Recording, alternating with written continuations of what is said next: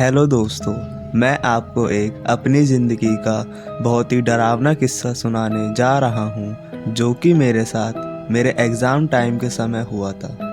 मैं एक गांव का लड़का हूँ। मेरे एग्ज़ाम का सेंटर शहर में पड़ा है जो कि मेरे घर से 3-4 घंटे की दूरी पर है। तो मैंने होटल में रहने का तय किया।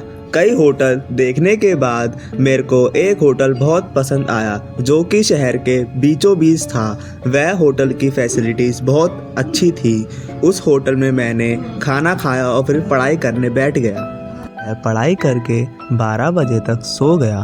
उसका पहला दिन तो बहुत अच्छा रहा, लेकिन अगले दिन जब वह एग्ज़ाम देकर होटल में आया तो उसको बहुत अजीब लगने लगा, जैसे कि उसको कोई देख रहा हो।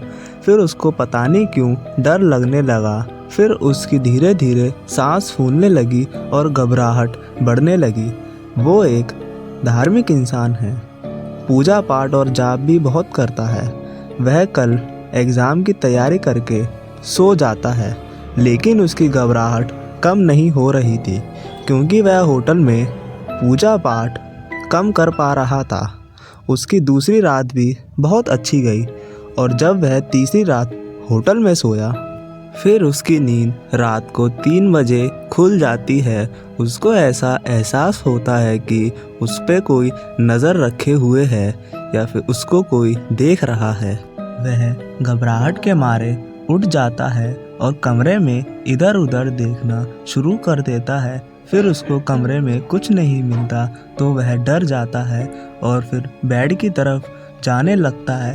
फिर उसको पीछे से कुछ आवाज़ें आने लगती हैं। जब वो पीछे मुड़ के देखता है तो फिर वह भागते हुए गेट पर जाता है और गेट खोलने की कोशिश करता है, लेकिन वह गेट खुलता नहीं है। तो वह घबराकर बेड पर मुंह ढककर लेट जाता है और भगवान को याद करने लगता है, लेकिन उसको कोई मंत्र याद नहीं आता। तो वह और घबरा जाता है और उसके पसीने आने लगते हैं। फिर उसको लगता है कि उसकी छाती पर कोई बैठा है और वह हिल नहीं पाता।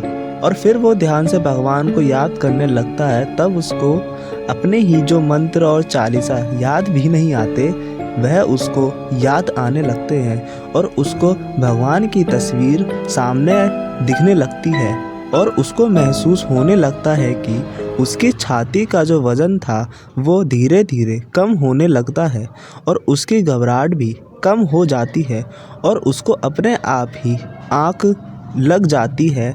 फिर वह सुबह होते ही अपने गांव के लिए निकल जाता है। अगर आपको ये वाली वीडियो अच्छी लगे तो लाइक करें और हमारे चैनल को सब्सक्राइब करें।